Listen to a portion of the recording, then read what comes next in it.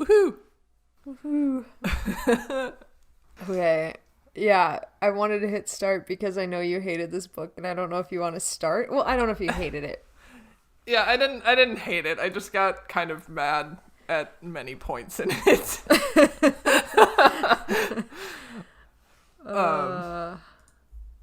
Yeah. I'm interested. I just okay, so I guess we could play our favorite game, which we can now do in the later books is this ghost written game. My favorite game. Did you think it was ghost written? Do you think it's ghost written? Yes. You are correct. Okay, I could tell within a couple of paragraphs. Like almost immediately I was like, no. What is this? Yeah. Do you want me to start reading, or do you want to talk about the cover, which is like bleh? So my ebook didn't have a cover. It's the Squid. Okay. The Squid it's one, the right? Squid, yeah. Squib. It's fine. It's a cover. It's a not cover. As bad as the last cover, I imagine. It's not. What's this book called? It's called The Exposed. That makes sense with the chibi, yeah. the chibi. Chi. I'm gonna look it up on Google. Hopefully I don't come to any spoilers. Hopefully not. It's fine. Like, I hate her face in it. But it's fine. It's fine. I'm perturbed by the squid itself, because it looks like a phallus. But that's like a me issue. There's nothing wrong with that cover. I mean, it's like, it's a phallus. Like, end of story. But it's got like the flappy bits on it. That probably makes it worse, doesn't it? I don't know. Oh no, the third one, her face though. I hate her face so much. Oh god. Like, I really wish they had gone with the sperm whale instead of the squid. Yeah. Yeah. Which was a much funnier morph in the book, too. It's my favorite whale. My favorite whale. Is that really your favorite whale? It is, and not for the obvious, like, giggle sperm reasons. Just because, I don't know. So I tend to have recurring dreams about whales. They're kind of like, like my inner guiding force. I won't say spirit animal because that's not culturally correct for me, but they're like, I don't know. I love whales and I feel a connection with them. And I always have recurring dreams about them, and sperm whales are the ones that have been with me the longest. Nice. If that makes sense. So yeah, they're my special babies. Aww. Special babies. Yeah, and it would have been a better cover, too. Yeah, although scale-wise, I mean, giant squid's a lot bigger than the cover indicates. I was thinking that, too, and then I was thinking, like, okay, but, like, remember, like, the fly books and the spider books, like... Yeah, true. The scale is never really... That's very true. Yeah, the scale is kind of bullshit.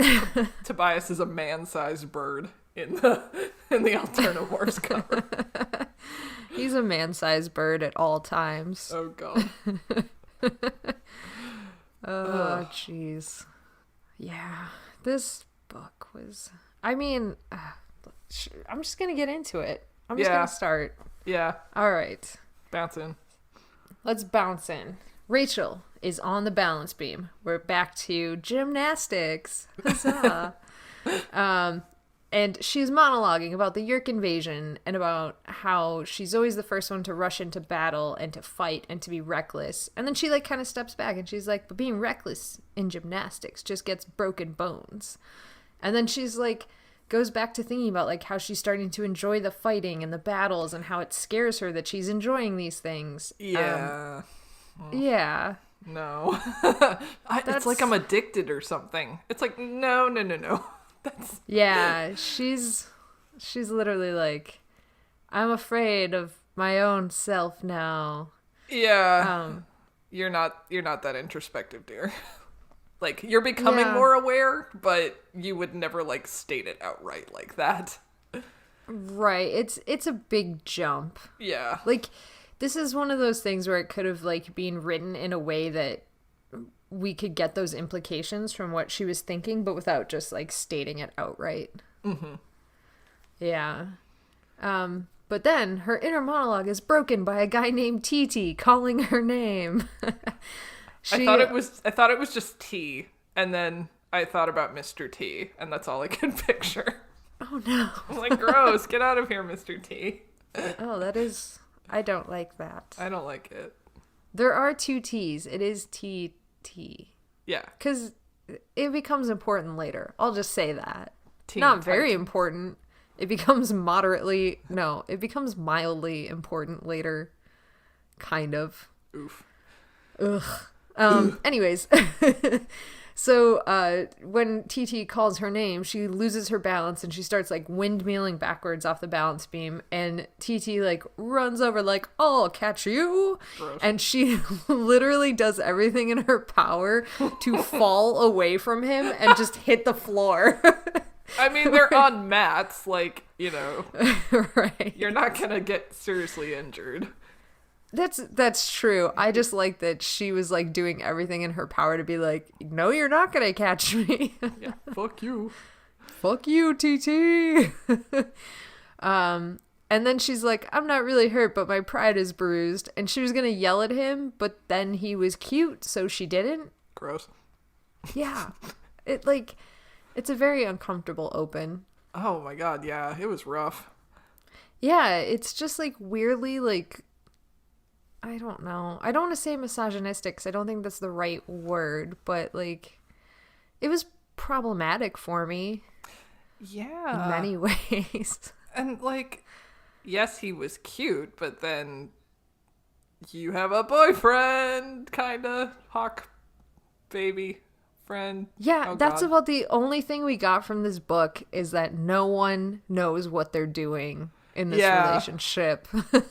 Yeah. Like, It's hard enough being a 13-year-old and not knowing what to do, but also hawk and human. yeah. And okay, I'm just going to keep going because there are some logistics that she quotes like in the next paragraph that are kind of bullshit. So what happens is TT asks her out to a movie and she hesitates for a second because she starts thinking about like how nice it might be to be able to like go out to see a movie and then be able to go out for pizza afterwards, and like she can't do that with Tobias, and so she's like kind of thinking about it. And then she like literally while she's like going through all this, she's like stomping through the locker room, slamming the doors, slamming lockers, getting angrily dressed, stomping around. She starts like stomping out of the gymnastics whatever gym, I guess, and starts heading towards the mall. And the whole time she's like just doing everything angrily and thinking about like Tobias, who she's like, I guess we're kind of going steady. They use a really outdated term for this. Like, yeah. I think they just said going, maybe something like that. Like, I guess we're going, but who knows? Oh man, it was very weird. And then she like looks up to see if Tobias is there, and she's like, he isn't there. He's probably like eating baby rabbits or something. Freak. Yeah. Oh no. But like, here's the thing. Like, they could totally go to a movie. He could demorph and remorph in the bathroom, and then they could get pizza. Deal. It's like waiting for somebody who had to accidentally poop in the middle of a date is the timeline we're talking about. Yeah, or like, I don't know, somebody with diabetes who has to go do their insulin or something. Like, right. It's totally doable. Like, it's not a big even deal. Slightly problematic. Like, it's not, it should, no. It's inconvenient, sure, like, but no. Moderately. It's mildly inconvenient. And like, Oh my God. I just don't get why this is such like, she like states this like after he has to demorph, that's it, it's over. No, dude, he can do it again. Like, yeah. Especially now that like morphing doesn't take up all of their energy and they can do it like back to back to back to back. There's no reason. So yeah. And that, yeah, it's not like I don't know. It's not a big deal. It's not a big deal at all. She's making a thing out of nothing. Yeah. But yeah. So anyway, she's stomping off to the mall. And she, like, just starts going through her usual, like, rounds where she hits, like, various stores and then hits the sale rack. And, like, she was, I think they said in the limited, which I don't think exists anymore. Oh, no. And she was like, oh, nothing on the sale rack. No problem. I'll just, like, go to, like, Gap or whatever. And while she's going to the next store, she runs into Cassie, who is also shopping. However, Cassie is a normal human being and is just buying bath oils for her mom's birthday. Oh, the limited is still around. Is it? Apparently.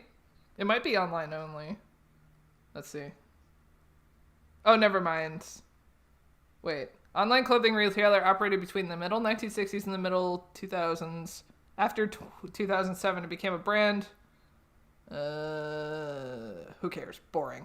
Anyway, it's still around, I guess. I guess. You know what is still around? Bath and Body Works, where Cassie bought bath oils for her mom's birthday. I'm surprised Cassie went to the mall without Rachel. Yeah, so that, like, I don't think Cassie was quite herself in this book. Like, I don't think they hit that character really well, but I did really appreciate the relationship between Cassie and Rachel in this book. True. So Yeah. Yeah, they seem to be very, like, kind of friendly, but then there's also, like, banter and, like, all sorts of things. So yeah. Oh, that's a good point. I didn't overtly notice that, but now that you mention it. I don't know why I hyper focus on that friendship. I don't know what it is about them that I always, like, notice it when that shit happens. But like, we keep wanting to see it, and we keep mentioning that we want to see it. So. And I thought that the writer did a good job. It's not the same one as the last book, as you probably knew from the writing style. Yeah, I did. Yeah. But I really liked the writing style that I'm pretty sure I'm like 99% sure she did. So yeah, I'll look that up to be sure later, but I believe, if I remember correctly, it's a girl that wrote this. A woman. Gender is a social construct. Oh God, I just knocked my tripod over. You're so enraged. Yeah, anyways, Cassie's got bath oils, and that's when they notice Eric, whose hologram is flickering in the middle of the mall. Eric's like a regular now. Eric is a regular friend of the series at this point. He's like Will Wheaton in The Big Bang Theory at this point. Oh boy. A show that I haven't watched in years. I thought it was over, actually. They're wrapping up their last season, and the only reason it came to mind was because Will Wheaton just did a thing where the actress that played Beverly Crusher, his mom on Next Gen, came on to The Big Bang Theory. So there was like a reunion shoot that Will Wheaton did with like his wife and then his space mom, and they're like, our space family's all here, and it happened because of The Big Bang Theory, and that's the only reason I know that they're still wrapping up filming on that show. All right. It's a convoluted way to get news, but that is what happened. Anyway, Eric's flickering and it's bad. Right. It's super bad. He also can't really move at like a normal pace. Like he can. He's like doing a robot. Oh God. He's just like jerkily moving her around. Yeah, like super slow. The $6 so million Cassie, man. He is a $6 million man. That's what he's worth. He says momentarily.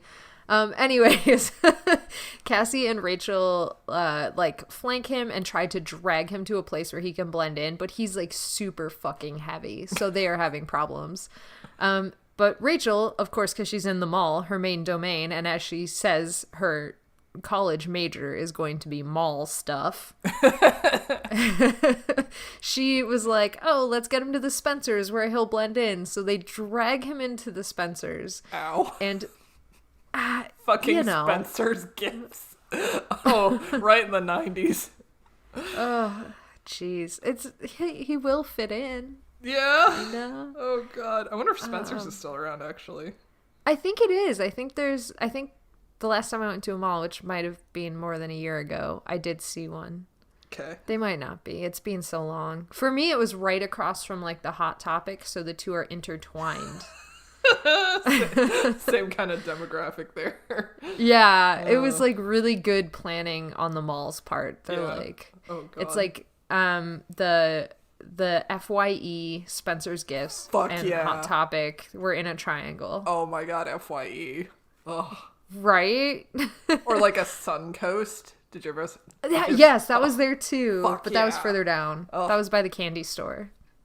Ugh. And the Jamba Juice. I'm gonna go to a mall when I go home next week, so I'm really excited. I'm just gonna go into Spencer's Gifts and be like, I'm here.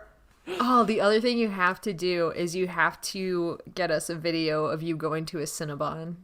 Yes. And post it to the Facebook group. Heck yeah. Perfect. Oh man, it smells so good. It does. I'm trying to remember the last time I had one. I know I texted you when it happened.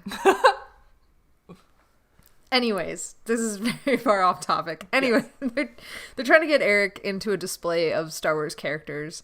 And then immediately some kid comes by and is like, wow, that's super cool. How much is it? And Rachel like grabs a price tag off of a rubber cockroach and it's $5. So she just writes some more zeros on there and sticks it on Eric and she's like, $5,000. And then the kid was like, for a robot that doesn't even work. And then he leaves and Eric is like, my real value is actually in the billions. But they're like, yeah, whatever, Eric. So anyways, Rachel's like, I'm gonna go get help. And then she tells Cassie to guard Eric. And then she says, if anyone comes for him, save yourself first. Which is like an interesting thing to say. Yeah.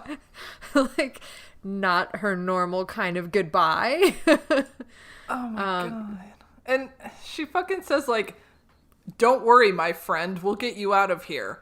Like, what is tone? Oh, the dialogue is so bland in this book. I'm like, are you Axe now? Like, what is this? Who said this? I know. Like, okay. I get the distinct impression that this ghostwriter, like, had read an actual decent amount of Animorphs and, like, kind of understood. Yeah. But they're just, like, not good at dialogue. Yeah.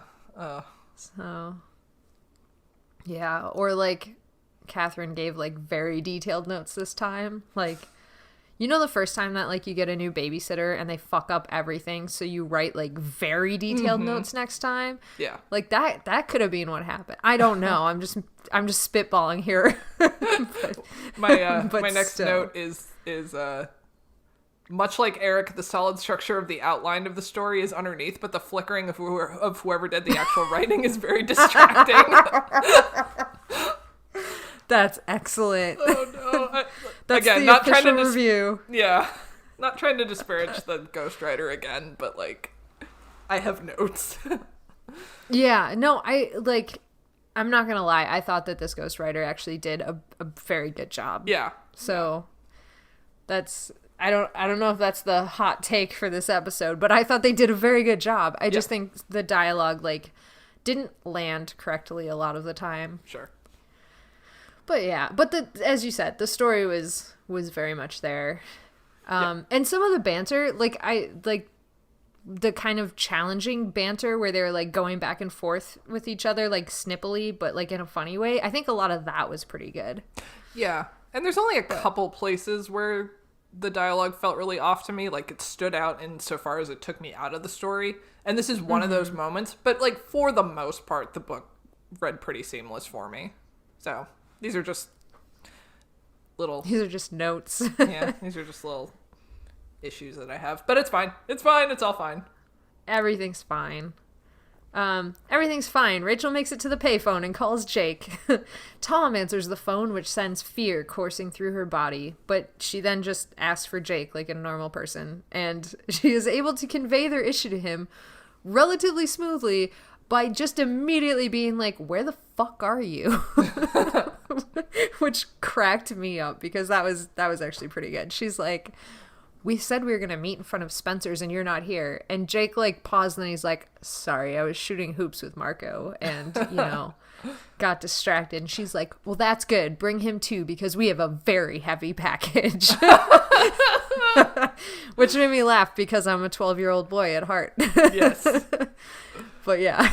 So the next thing that happens is a series of, I don't want to say unfortunate events, but it's a series of events to be sure. Oof. Take notes, people. Rachel goes shopping for a disguise for Eric. With credit cards. With credit cards. She burns through credit cards, she said. I think she said she gave them a workout. Dear God. But one of the things she bought for this disguise was like designer underwear. Like men's boxers. Boys' boxers? I don't know. But it was like Tommy Hilfiger or something. Like very expensive. Oof. So she like takes this back and finds Cassie trying to pass off Eric as some sort of kitchen appliance, and she's like just like reaching for anything, like it slices, it dices, like stop asking me. Fries. It makes Julianne's fries. Lost my goddamn mind. That was a great joke. Yeah, she said Julianne's fries, and the woman goes, "Don't you mean Julienne fries?" And Cassie goes, "Whoever's fries." Boys 11 men, nice as meat. Her lying comes back in full force here, and it is very good. Oh, God. But Rachel like quickly takes over because somebody asks like, when can we buy this? And Rachel like just walks through the crowd like, it will not be available for at least 6 months. And everybody's like, aw, and walks away. So then she like busts out the disguise. Cassie makes fun of her for the underwear. Shortly thereafter, Jake and Marco show up. Marco is in a gorilla morph, but he's wearing a sandwich board that says King Kong versus Godzilla. Fucking hell. What even? This whole scene was so good. And then, like, this part also, like, had me laughing. Rachel's like, something like, oh no, that lava lamp, it fell and hit your head. And the sales guy just looks at her like, what? And she's looking at Marco like, hello? And then she repeats like, oh no, the lava lamp hit your head. And like Marco just knocks the dude unconscious. Oh God. It's like that scene in Emperor's New Groove. When he's trying to get Kronk to knock the Emperor out. Yeah. Not good. More broccoli. It was exactly like that. Yeah, so then they start dressing Eric, and everybody starts mocking her for buying this designer underwear, which is so good. Oh, God. She doesn't go halfway, guys. If she's buying an outfit, she's buying the whole outfit. Oh, no. But like, and she's like, oh, I'm sorry, there's no Walmart at the mall. It's like, yeah, but there's got to be like a Kohl's or a JCPenney's or something, dude. Come on. Yeah. The other thing to note about this scene is she's like, I guessed every size perfectly. I am the goddess of the mall. Like, she embodied a spirit of the goddess of the mall. Yeah, it was, she could have just not bought the underwear.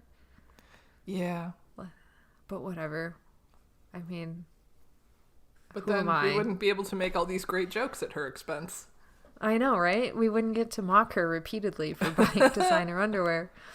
But yeah, so Marco picks up Eric and gets them out of there somewhat unnoticed. And they have a fight about masks, too. Oh, that's right. I forgot. He had to wear a mask, too. And it was Bill Clinton, Newt Gingrich, or one of the Teletubbies. Yeah. And then there was like 3 pages on what Teletubby is what. Yeah, I bypassed that because I did not give a shit. The most useless conversation. I mean, it was funny, but like not it was useless. And like all we find out is that Marco doesn't know anything about the Teletubbies except for their names, and Cassie knows a lot about the Teletubbies. The only thing I gleaned ever from the Teletubbies was that big like deal about how Tinky Winky was gay back in the 90s because of the inverse triangle on its head. Oh, right. People cared about that Yeah, shit. I know, exactly. I'm like, is this trying to reference that kind of? I don't know. Well, whatever. Anyway. I just don't it's get not why important. people put energy and time into this sort of thing. I don't. I don't know. I say as someone reading Animorphs in the late teen 2000s, I don't understand why people put time and effort into dissecting things. Anyways, they get onto a bus, I guess, and just ride the bus to Eric's house with Eric and Marco as a gorilla, and like it's all fine. Which they do notice. Like, it's not like a plot hole per se. But so it felt like a cop-out. Did they mention that Eric was like 100 pounds? Or is he... Yeah, that's why Marco had to carry him, right? But I feel like they should have used the man morph that they got during the David arc and had Marco do that instead of the gorilla. Cause like, but like, could a man carry an android? If he's only 100 pounds, yeah. I thought they said like hundreds. Like Well, a bag of wet cement. Well, then how did Cassie and Rachel get him into the Spencers? Because I thought they kind of like shuffled him in there. Unless he was like still moving he was still like walking at that time. Okay. Just super slow. I thought I saw something about 100 pounds specifically. Anyway, it doesn't matter. From what I gleaned from reading, I thought he was like too heavy for a man to really carry, but Okay. I don't know. Like 100 pounds would be a lot for a man to carry, but I don't know. Yeah. Don't know. Yeah. I don't know. Marco just stayed as a gorilla. That's all we need to know. I'm just sitting here like, this is a really bad plan. That like becomes part of the plot though, right? Like this whole opening, you're like, wow, this is like whoever wrote this, there is a lot of plot holes. But then it becomes part of the plot and you're like, wait, this is crazy. But not for a little bit. Right now they're all just very concerned about why like nobody has noticed this scene that is happening. And they're I'm like also wondering this. Right, and they're like, this is really weird. And then they also are like, there was a bunch of electricians around the mall saying the cameras and things were out. Like, somebody overheard this, and they're like, whoa, that's crazy. Someone and then was Marco's planning like, a heist. Right. It was Ocean's 10. Yes. I say not knowing how many numbers of oceans there are. Yeah, I know there's 11. 10 works. Yeah. So, anyways, now that we've spun this fan fiction, Marco just tells him to hurry up before he's eating banana and walking on his knuckles forever. And Rachel goes, oh, so no change then? But then she immediately regrets that because she's like, oh no, Tobias. Oh no. That also felt weird to me. Yeah, it felt super weird because that is absolutely something she would say and not at all something Tobias would care about. Yeah. Yeah. Like, yeah. Gotta turn up the angst in this book. Yeah, it really felt like now that Cassie and Jake have kissed, there's like some severe relationship expectations that are kind of like wearing a little weird. Yeah. Like there's added pressure. Yeah. And I don't know if it's like in book life or just in author life, like real life. Right. I mean, Animorphs is real life. What am I saying? But yeah, I don't know. There's like an added pressure to the relationship that just like I could almost see it coming from the last book because of what happened. I don't know. Yeah, like Jake and Cassie finally kissed. What's our excuse? You know? Yeah, exactly. And especially now that came to the forefront because it was such a big plot in the last book. Like I could see Rachel being like putting extra thought into it now because of what is happening there. Yeah. So maybe. I'll give it a good maybe. Yeah, so anyways, they make it to Eric's house, which is grand, isn't it? Because Eric lives in the weird dog house.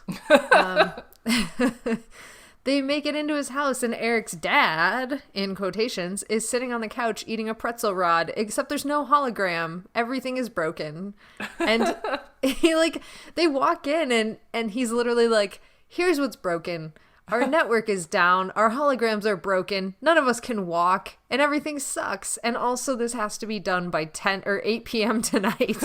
Let me just lay out the entire criteria for you right now. Literally, he's like, here's the plot of the book. Yeah, right.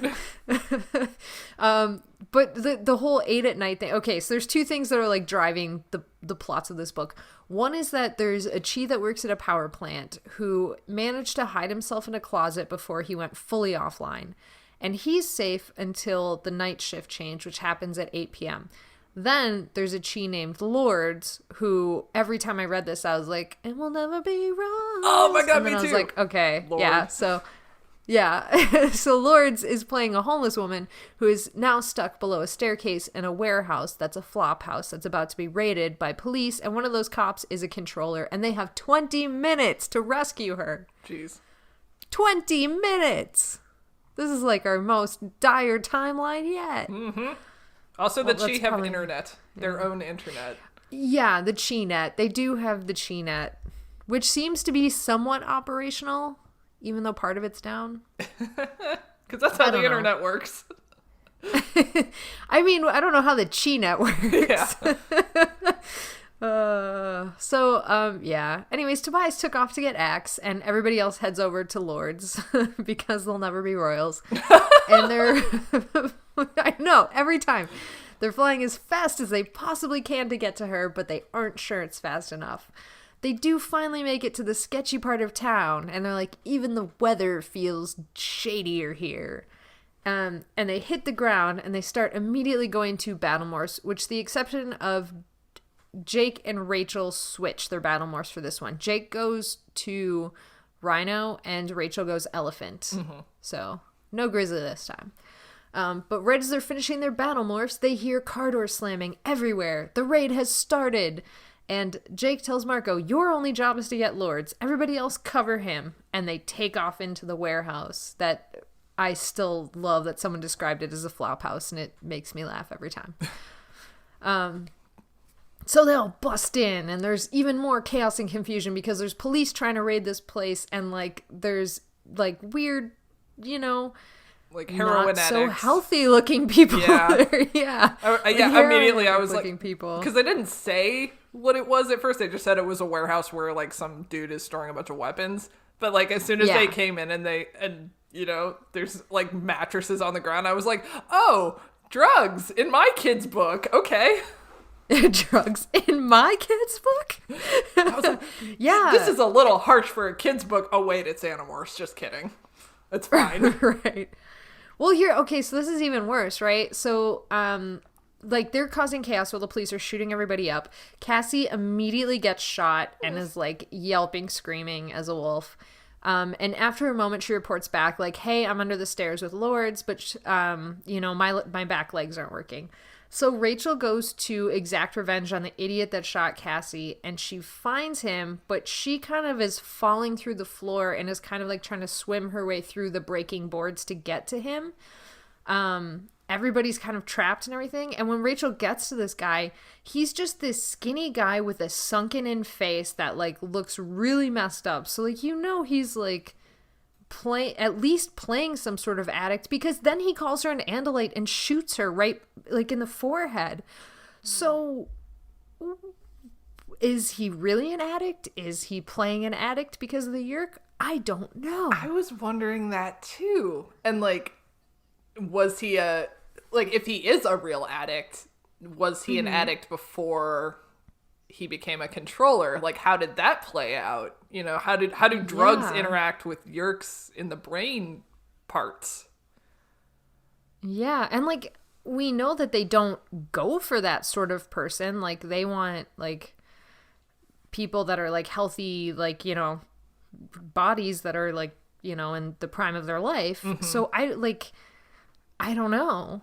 Was he like an addict, but he was like kind of under the cover and they infested him and then he just succumbed entirely to his addiction. Is he an oatmeal addict who became a different drug addict? Oh, that would be an amazing story arc for this character that we know nothing about.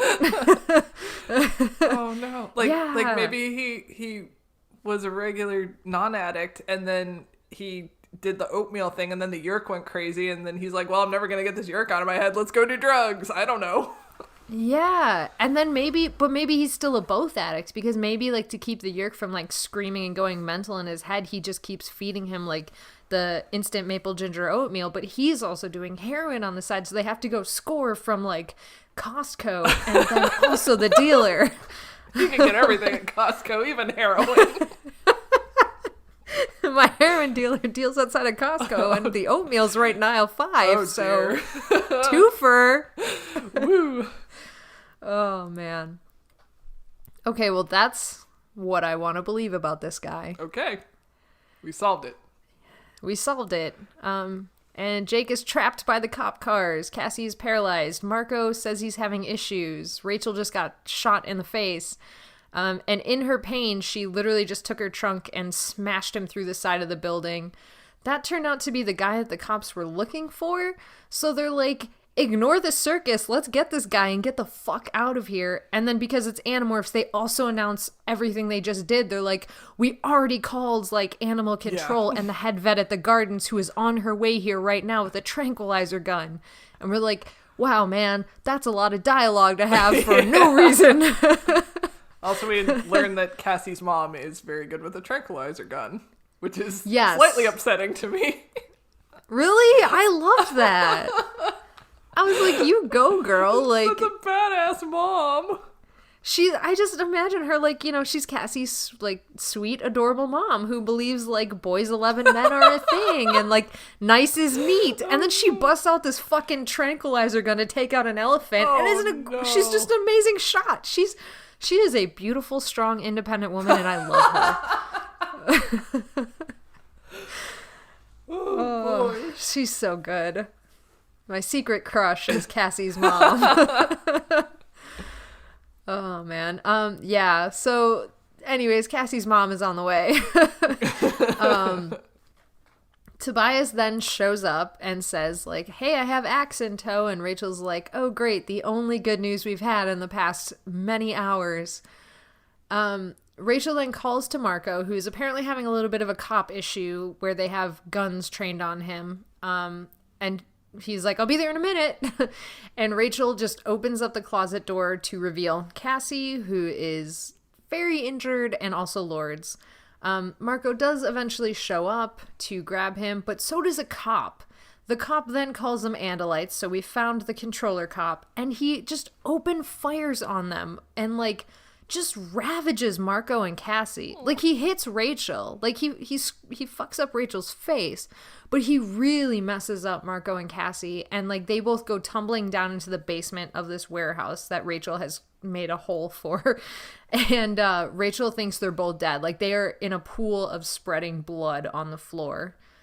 It's really not good. And that sends Rachel into a rage, and she's about to go and get the cop. She literally takes Lords in her trunk and is about to use this peaceful, beautiful android creature to bludgeon a cop to death.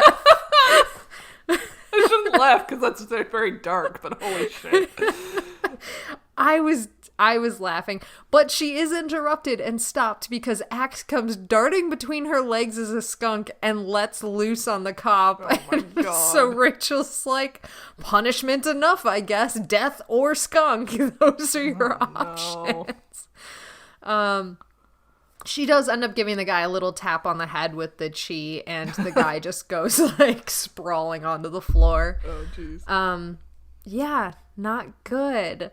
Marco at that point does start talking to her, and she is amazed that he's alive because there's a lot of injury happening. And she says to Marco, can you hang on to my back if like we're gonna get out of here? And Marco's like, can King Kong climb the something building in New York? The Empire State Building? Thank you. Yes. You're welcome. And then she's like Thank you for reminding me. Thanks, Alex. You're welcome, Alex. You know, sometimes. It's okay. It's all fine.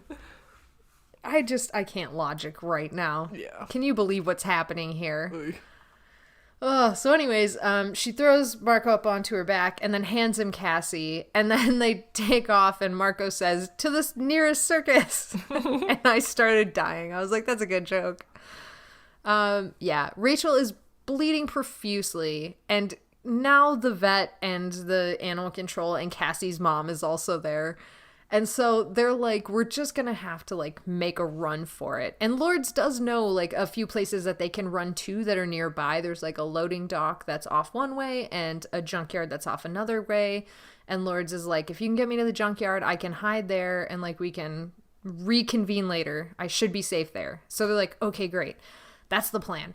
They go smashing through a wall, making a run for it. Tobias is trying to get in the way of Cassie's mom shooting the dart gun so that nobody gets hit. And as they like take off and go moving down the block, Marco starts going like, hey, I'm not actually doing as well as I thought I was. And like, we really need to get somewhere fast. And so they go running off one way. Jake, who is half blind, goes running off towards the loading dock with Tobias leading him because he can't see shit. And I think he was also blinded partially. I mean, I don't know if he was... His eyes aren't blind great to 'cause begin with. Yeah. He can't see, basically, is what's happening. Yes. And then Rachel makes it to this junkyard, and right as she gets to the gate, she kind of smashes through the gate, and then her legs get really shaky, and she collapses, sending everybody tumbling off of her back. But not before she picked up Axe like a flamethrower, and he sprayed a bunch of people, which is like my new favorite image. She did. She like used him like a weapon of... I don't know, mass destruction. Yeah. She literally wielded him like... Oh my geez. god. It just good. reminds me of the time that Marco had him as a rattlesnake and was swinging him around. I'm like, Axe is literally a weapon. In more ways than one. Yeah, Axe is so good at this stuff. I love it. My good boy. He's so He versatile. would be like... He's so versatile. He's just so good. I love him. I liked him a lot in this book too. I did. Since we're talking about Axe. Yes. Yeah, he was written well. Yes. So, anyways, Rachel was able to demorph. The kids make it out. There's not much detail here. We literally just kind of skip over to the next part of the book. They're like, we don't know how to make this transition, and jump cut. And so they meet up in Tobias's meadow since Cassie's barn is out for some reason. I don't know. Her mom's still wielding the gun or something. And they're trying to figure out the next part of their mission. They have to dive to crazy depths in the ocean. And Rachel is freaking out because she apparently has a phobia we've never heard about before about being crushed to death by the ocean. So I had wondered in the Mole book if she was claustrophobic. Yeah. But her whole fear of the ocean, which is very like an overarching thing in this book, I didn't really expect that from her. I expected it more from Cassie, who in the Dolphin book, the first Dolphin book, book 4, I think, said that like the ocean scared her and she didn't understand the ocean. She understood the land. So I thought this was a little out of nowhere. It definitely felt a little out of nowhere. And like we definitely expected it from Tobias, who like is very well known that he has this fear. And like as you said, Cassie, for her, like we've never really seen this before. Yeah. So like the claustrophobia was the only thing I could kind of grasp onto. But yeah, like if she had have said it was just of like the deep ocean, but she was totally fine like at every other point, I'd be like, okay, I kind of get it. But, you know. Yeah. Yeah. Yeah, and she, like, it really is, like, a big deal. Like, this is a lot of her inner turmoil in this book is about being crushed to death. And, like, a lot of the imagery when she's in the ocean is, like, as we got down here, I could just imagine my, like, head popping like a grape and blah, blah, blah, blah. And it's like, well, okay. I mean, I guess it's because, like, she can't fight the ocean. It's not like an enemy. It's just this big, like, force that can easily kill you, and it doesn't care. It has no motivation for killing you. It just does. Like, I don't know. Maybe? That's true. And she does say, like, there's one point where she's like, you can't bargain with the ocean. You can't plead with the ocean. Like, it just is a force that does not care. The ocean and I are getting married. The ocean says yes. Sorry, that's an obscure reference. Anyway. Yeah. Anyways, Jake is mad that she is afraid of the ocean for reasons unknown. That was weird. It was, and like her best guess. Okay, so I liked her reasoning because right after this, she goes, I think Jake is mad because I'm not playing my part right now of being the crazy, unstoppable warrior that just says, let's do it. Like, she kind of had this moment where it's almost like she was saying, like, oh God, and we could be like killed and blah, blah, blah. And then she's like, oh, sorry, like, not my job. Okay. Like, and then like Jake kind of half guesses like what she's feeling, and he tries to like say, hey, like you said it badly, but like we just got to find the right morph for this.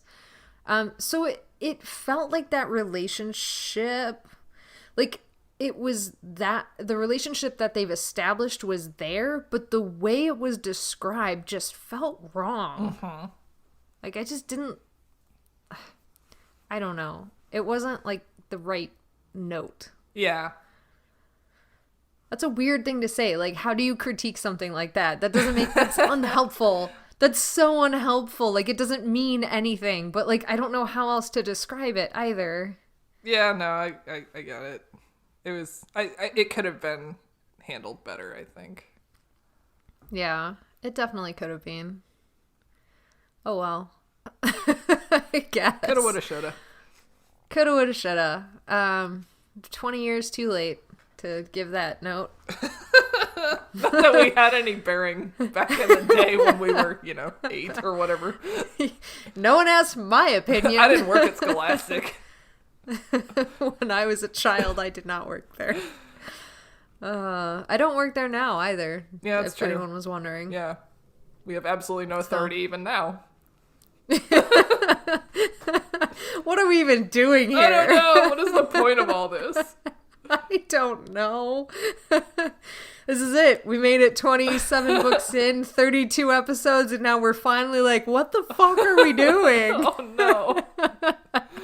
Oh, no. Damn it, Matt. You win, Matt. Oh, no. Please, no. This podcast gives me life right now.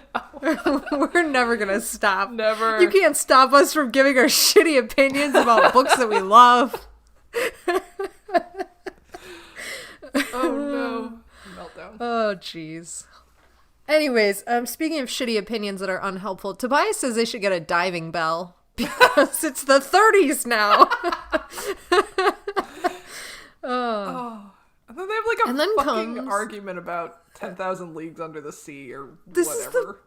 This is the best part. This is the best part of the book. Like, I don't know why I loved this conversation so much, but it's everybody ganging up on Cassie, and I was here for it. Oh, like, no.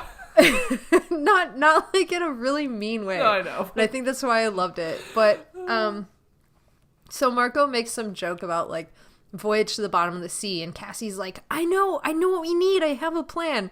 And Marco's like, so is it journey or is it voyage? And Jake goes, no, it's definitely voyage. And Cassie's like, I have an idea, calamari. And Rachel's like, ew, snails. And Cassie's like, no, wait. And Axe is like, I do not want to morph to a snail because I had a snacksident with one recently. And Marco's like, I'm pretty sure it's voyage. And Cassie's like, and then like she's like, wait, no, escargot is snail. And Tobias is like, can we all just please use English words when we're trying to talk about this mission? And then Cassie's like, squid, it's squid. She just fucking screams at them. She like literally, like they said the birds all went quiet because she screamed so loud. And then Tobias's answer to this is calamari is octopus, not squid. Madness. And then Marco's like, no, it's 2,000 Leagues Under the Sea. Voyage is a TV show. And then Rachel and Marco are like, does it come on Nick at Night? Or is it like CBS or something? And like, at this point, somebody's like, no wonder, like, I thought that she were supposed to be smart. Why did they put any faith that we would solve this when we're just here debating what channel this fucking TV show comes on? Oh, chaos. It was so good. I was like crying laughing. It was so funny. But especially Axe and his poor little like the protein was pretty good, but when I got to the shell and they're like, say no more, Axe. Aww. No more of the snail talk. I wonder if he would try to eat snails as a human or if he would be too turned off by it. I feel like, oh, okay. Well, I was going to say I feel like he would because he eats everything, but then it does kind of look yerkish, which would definitely put me off. Yeah. But, yeah. I don't know. I enjoyed that. That is funny, though. Yeah, I enjoyed this conversation a lot. I especially like when Cassie came up with this brilliant idea and Tobias was just like, actually, it's octopus, not squid.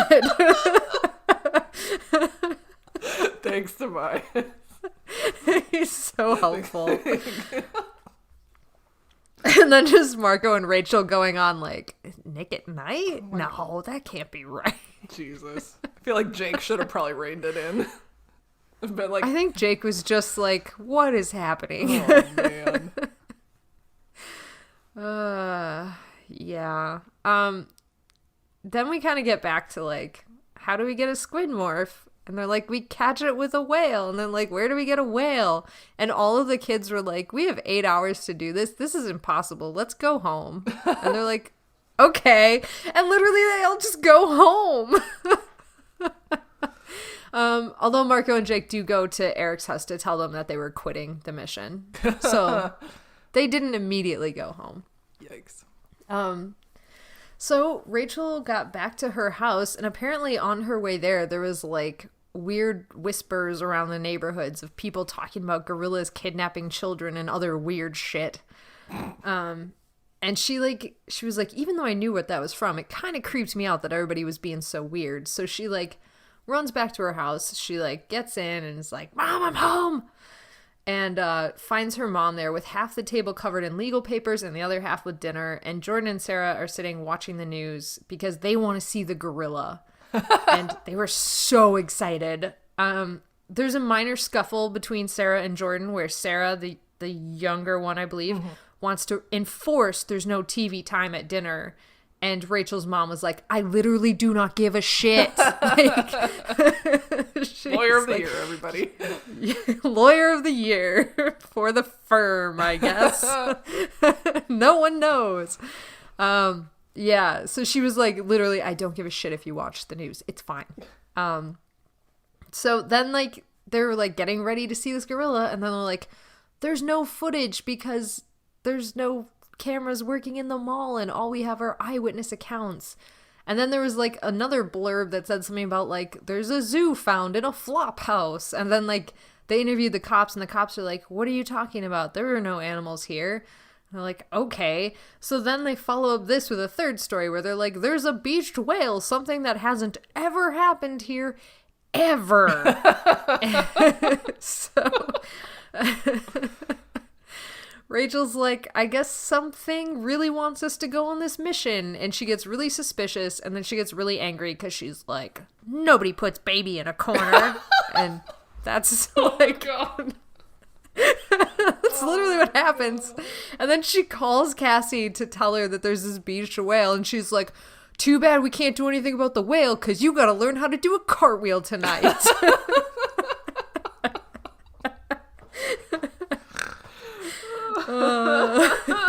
Great, I just snorted on the live podcast. Did you say on live podcast? Yes, which is wrong. We edit this. I know. It doesn't sound like we do because we say such stupid shit sometimes, mostly me. Oh no. But we do edit this. Oh no. I'm keeping it in there just to spite everybody though. Yeah, that's right. You tell them. Oof. Whales. Nobody puts Kaycie in a corner either. It's true.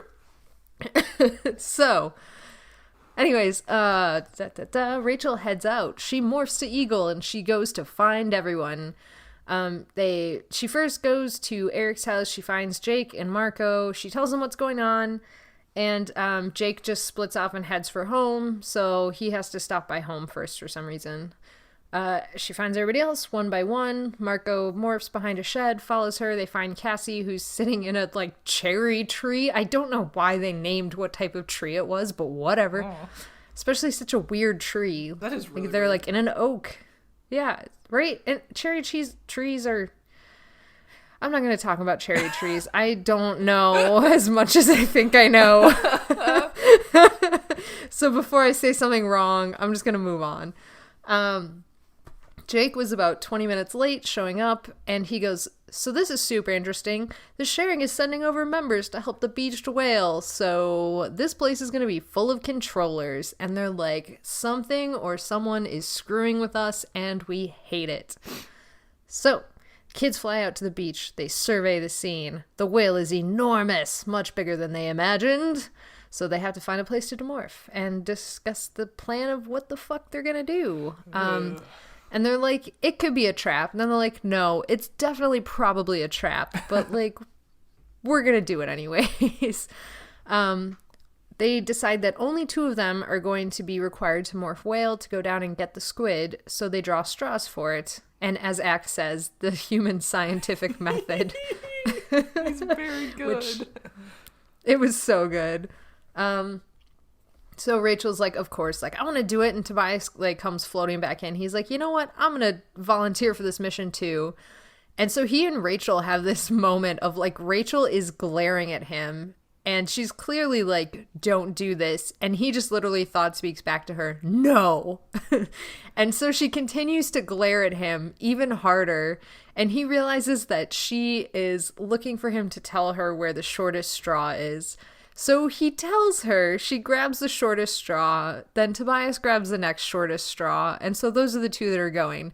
Cassie is like, all right, let's go help the whale. So, Rachel turns to go off with Cassie to go help the whale, and Jake grabs her by the arm, pulls her aside, and he's like, if you ever pull that fucking bullshit again, just think about what you're doing to Tobias. This is on your shoulders. And she was like, oh, no. Okay.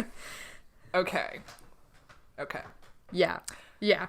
What the fuck was this fucking scene? Because this is... I don't know. I got so fucking mad at this entire fucking scene because it's like, okay, first of all, you have the kids deciding who's gonna go. You literally have 2 volunteers up front. And then Jake goes, well, I guess we're drawing straws. So, yeah. First of all, why? When you had 2 volunteers. Second of all, why is he so mad at her? It's like, you knew she volunteered. You knew that she was going to because it's Rachel. And why are you getting pissed about the fact that Tobias also volunteered? First of all, why are you so protective of Tobias? He has less hands-on experience than the rest of the team, but he's not a fucking baby and he doesn't want to be treated like one. Because he was the one that Jake couldn't save from his own destiny. I know, but he's don't. No, I know. And Tobias volunteers. He wants to go with Rachel. I mean, I know that everybody knows that the ocean is Tobias's, one of his biggest fears. So that this would be, he's the worst candidate for the mission just because he's so scared. But, if that's the case, then why wouldn't Jake just say, I want so-and-so to go with her? Yeah. It's you could have called the shot just then. And it's why he literally didn't have to ask. He could have said Rachel and Cassie go, or Rachel and Marco go, or me and Rachel were go. And it's or Axe. Yeah. Who probably would have been, there to keep track of time, which would have been really helpful. And yeah, and who lived under the ocean in a fucking dome ship for months on end. Or weeks. I don't know. Yeah, and it's logistically, the fact that Tobias is a hawk has to fly in on top of the whale and acquire it, which is going to be super fucking conspicuous. It should have just been Rachel and Cassie. Yeah, Jesus. it should have been. Who are, like, both, like, the most obvious choices to go walk up and help this whale. Right. Like, if Cassie wasn't... In fact, in the next chapter, when Rachel acquires the whale, she walks away, and Cassie stays and continues to help the whale. Like, everybody expects Cassie to be there with the fucking whale. For fucking sure. And, I'm just so mad. I was so mad that Jake was mad, because... I don't know. It didn't make sense to me. And then when Jake yells at Rachel about this, I feel like I expected Rachel to, like, strike back at him and say, like, hey, I didn't plan this. I didn't want him to go either, and try to, like, defend herself. Yeah. But she didn't. She was just Right. kind of like, oh, he yelled at me.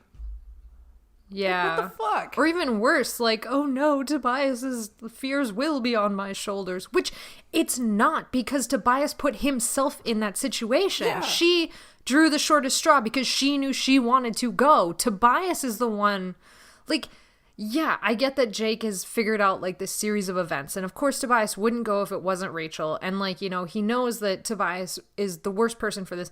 But for whatever reason, like, Tobias can make his own fucking choices. Yeah, Jake should have said, no, I don't want you to go because A, B, and C. But Because you're a bird and it's impossible for you to morph on Yeah. It's not even a bad excuse. It's a legitimate excuse. Yeah, and like, he let Tobias participate in the drawing straws thing, and even if they hadn't cheated, there was still a chance that Tobias was going to go anyway. Because of... A very good chance. Like... A 1 in 3 chance. It didn't make sense to me, and I got really mad. And that's where I have a page and a half of notes of just me yelling. Oh no, I'm so sorry. And then to make matters worse, Cassie says, ready to go, Rach? I'm like, Oh. who? Oh, that doesn't sit right. Yeah, I was like, no one's ever called her Rach. That's so weird. Anyway. That sounds like something that she'd be like, you call me that again and I'll take your head off your shoulders. Yeah. Ugh. Gross. It's like our friend Vince Ent. Vincent. Who, if you ever called him Vince, he'd be like, Ent. And it cracked me up every time. God. I still call him Vincent now, though. It worked. Oh, man. That was a weird moment. And I think Jake was even more angry that, like, she made fools of them. Yeah. But, like, why make it a secret, though? I just don't get it. And, like, that didn't sit well with me because, like, it made him sound like he was mad that Rachel made a fool out of him because she turned his, what was supposed to be an impartial, like, you know, fair thing into nothing. But he wouldn't be mad about that necessarily, especially because she volunteered at the beginning. I don't know. Yeah, I don't. Fuck it. None of it made sense. Fuck it. Like, he was just mad that she ruined his allegedly fair system. Yeah. Ugh. Which, by the way, since he's the one holding the straws, like, doesn't he already know where the shorter ones are, and therefore he either is choosing to or to not go? Oh. I mean, I don't know. I've never drawn straws for anything, so I'm not an expert. Yeah. So let's get to the whale. This fucking sweet, sweet whale who we love. So Rachel and Cassie join the line of people that are just splashing bucket after bucket of water on this poor dying whale. And at least some of these people are here to save the whale. So Rachel has this moment of, like, sometimes people are okay. And then a biologist stops them so he can draw some blood. And that's when, like, Cassie's like, all right, put your hand on him, acquire him, like, now's your chance. So she does. I did like there was a moment where Rachel kind of takes in the whale and she's like, I'm going to hurt whoever did this. And Cassie says, I'll help. I fucking loved that. I did love that so much. Oh, God. Anyway, yes. Acquire whale. Right. She acquires the whale.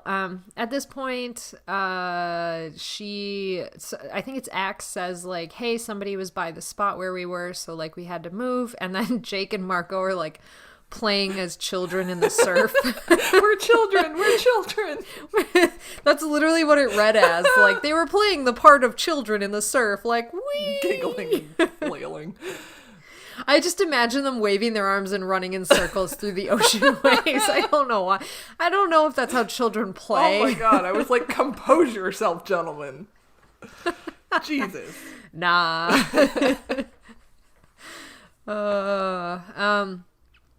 So anyways, Rachel goes and sees them, and they're going to morph to seagull, which actually, they do actually say compose yourself in the next scene where Rachel goes seagull and she starts going after some chips, and Marco's like, Rachel, compose yourself. Which cracked me up, and she was like, oh shit, yeah. Shut up, Marco. I just want barbecue chips. Fuck off. You don't know me. You don't know me. You don't know my life, Marco. Anyways, Cassie's still throwing some water on the whale. At this point, Rachel's like, hey, Tobias has been gone a while. Where did he go? And they go to find him, and he's stuck to the whale. God, apparently, one of his talons got caught in a barnacle. He doesn't have good luck with these aquatic babies, because he got stuck in the dolphin, too. Yeah, he's been stuck to, like, every aquatic creature he's had to acquire. Fucking told you, Jake. Jeez. Oh, Jake, you picked the wrong man for this job. You done goofed, Jake. You done goofed. You got done fucked up, Jake. Those are too many words strung together. Yeah, anyways, Chapman notices the hawk, and of course, they all know what a red tail means. Like, he's like the harbinger, yeah. The harbinger of the Animorphs.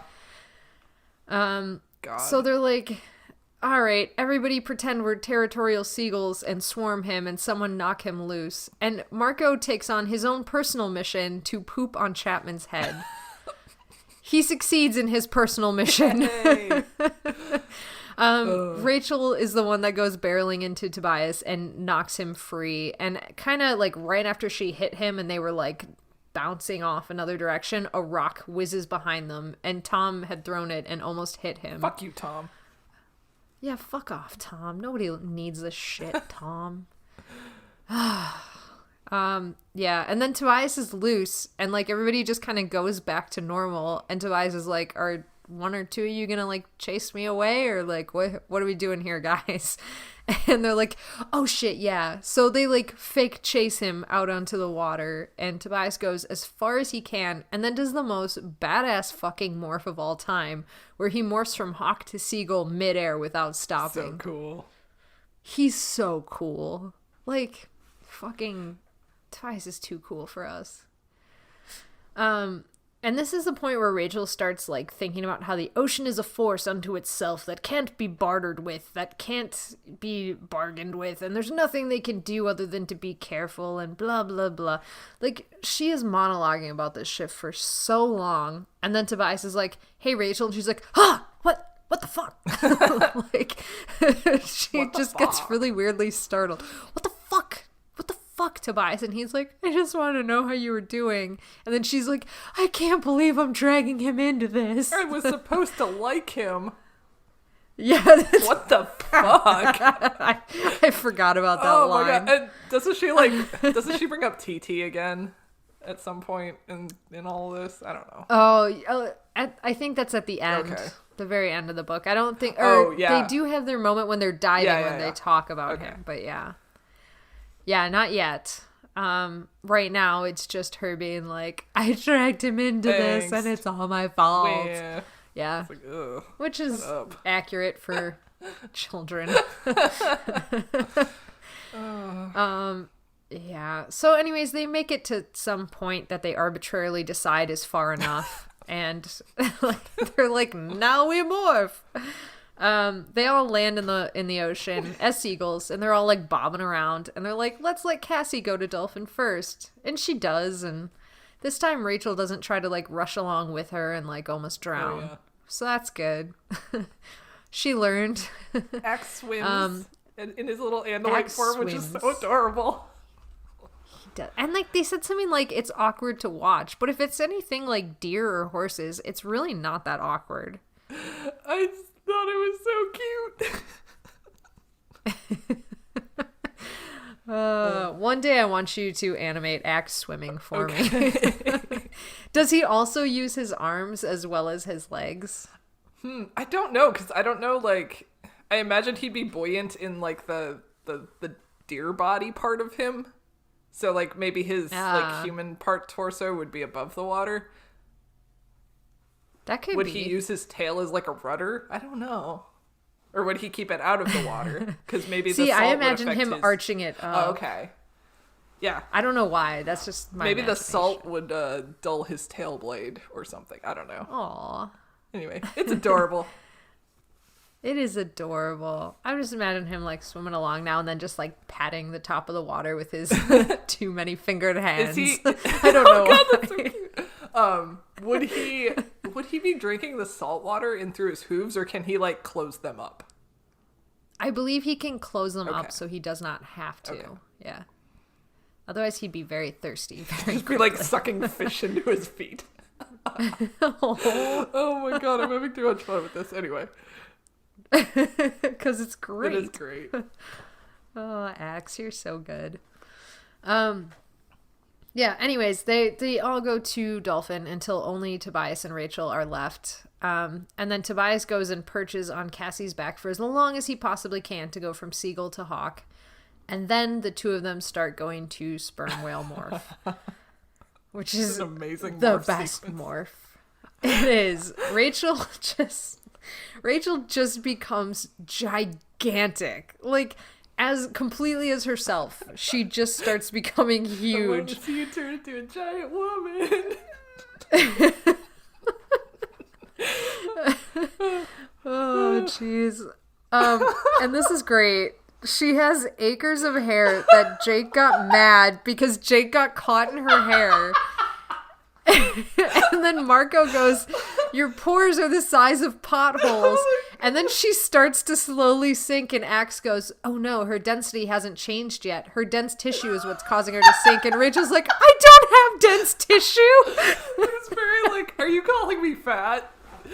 It was. Oh my It was God, so this whole good. fucking sequence. Oh, God. And then the Axe calling her fat, allegedly, calling her tissue dense, is what makes her like double down on the morph and like actually start going to whale. Oh god.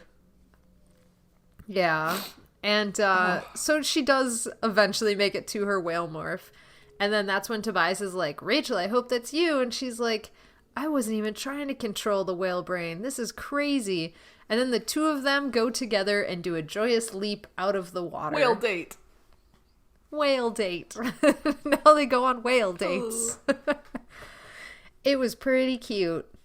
So yeah, then they just breathe in like a lot of air because they're gonna dive like for the maximum amount of time that they can dive.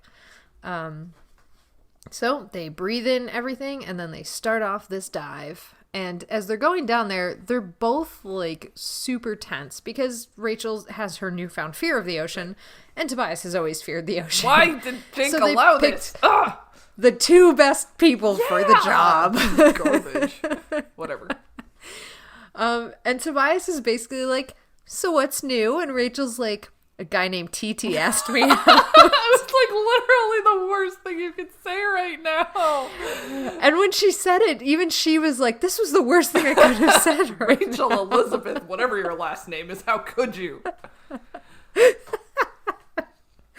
And then Tobias, in a very, very mature response Yes. to this, goes, what does TT stand for? And then offers up terrible teen, total turmoil.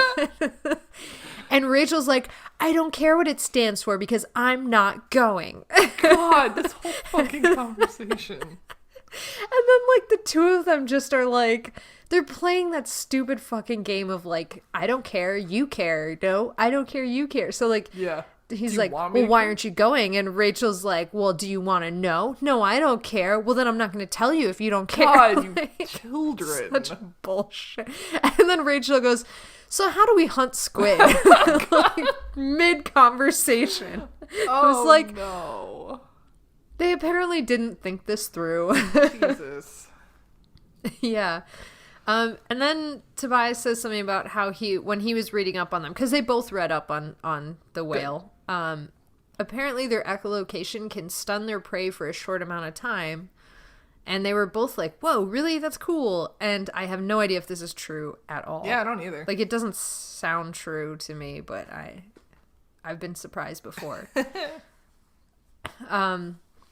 So they find like a smaller bunch of squid swimming nearby, and they do try like firing echolocation at it, and apparently it works for a short amount of time.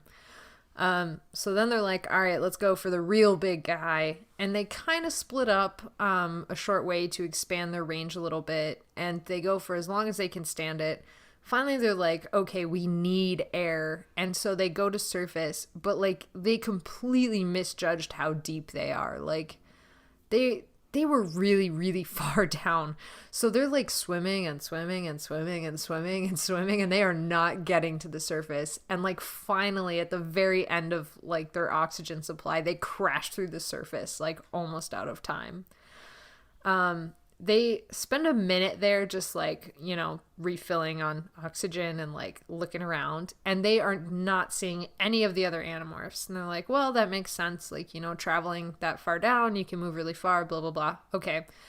And then they're like, so what do we do now? Do we like morph back to bird and find them? And they decide against that, because apparently what that would mean is if they went back, they're like, we quit, and then Jake and Cassie or Marco were going to have to go acquire the whale themselves and go do what they just did. So they're like, all right, let's just dive again. Let's just get this over with. So they do. They fill up with oxygen and they head down for dive 2. They again split up to like look around, and Tobias tells Rachel, don't go too far, but she does because she's Rachel. And they're echolocating around for a little while when Rachel sees a group of fish swimming in front of her, and she's like, oh, but these fish are moving weird.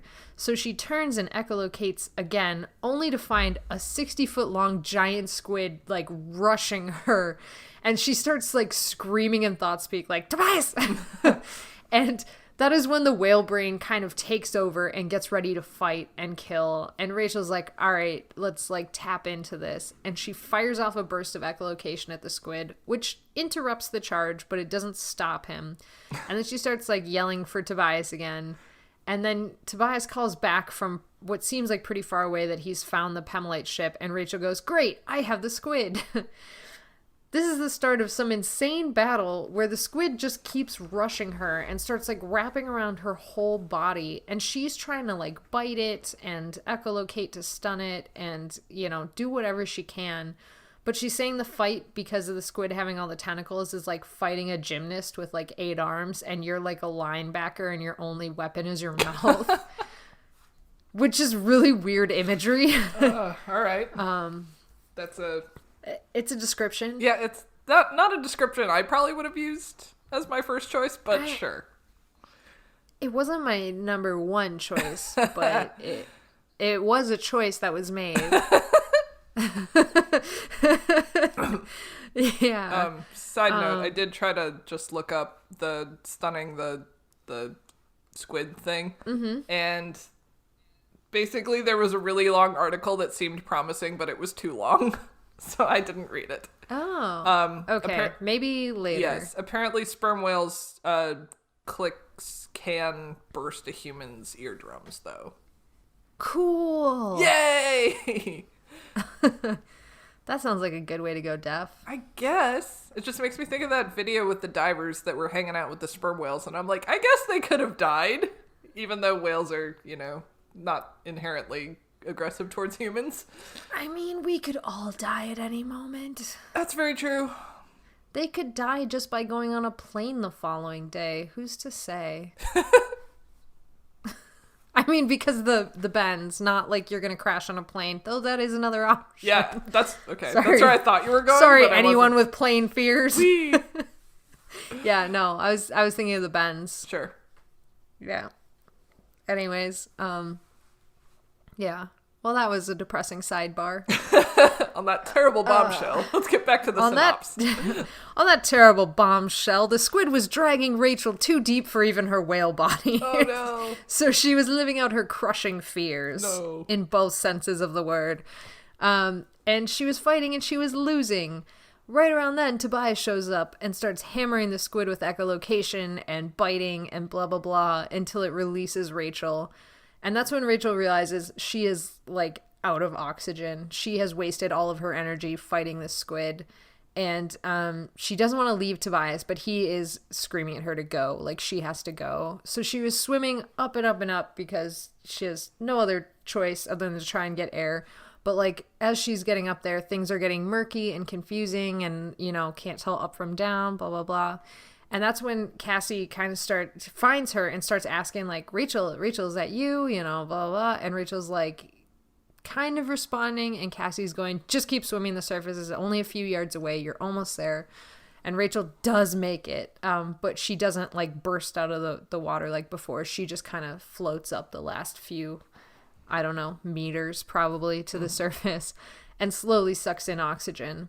And once she kind of starts to come to, she's like, oh my God, I just left Tobias down there with the squid. Oh my God. And so she goes, I have to go help Tobias. And Tobias just cheerfully drags a giant squid up and is like, no help needed. I'm the best hunter in the world, Jesus. Land or sea. Like, yeah, way too cheerful that he did that. So Rachel swims over to where he's hanging out with the squid, and she helps him to immobilize it by grabbing his other tentacles in her mouth. And so between the two of them, they kind of have it immobilized by holding on to all of its tentacle leg things. I don't really know. Sure. This is fine. I guess. So the rest of the team comes over and acquire it one by one. Luckily, this is one of the animals that becomes calm during acquiring, so that's good. And they each have to hold on to the acquiring phase for longer than possible to let the other person demorph and come up and touch it and start acquiring it, blah, blah, blah. But eventually they all get this thing. They let the squid go. It swims away with, like, one tentacle short and goes disappearing into the deep, probably never to be seen again. The Kraken. The Kraken. This is the start of the Kraken fairy tale. Marco and Axe have an exchange about your minutes. Again! Axe is still very sullen about the minutes thing, for whatever reason.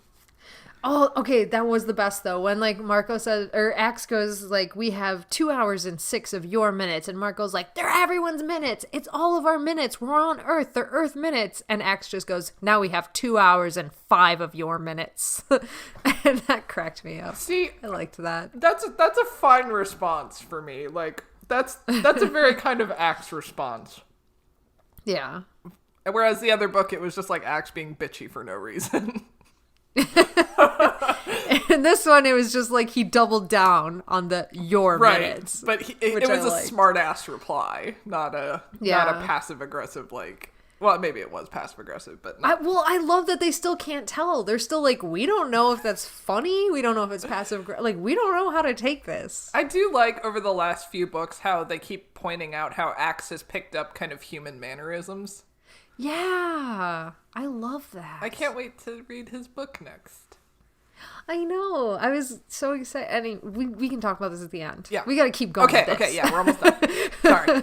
Right. I'm getting distracted by my boy again. I know. But we'll talk about it a lot because he is next. Okay. Anyways, moving on. They all start morphing to squid, and one of the first things that happens is they all want to eat each other. So Rachel... Vor happens.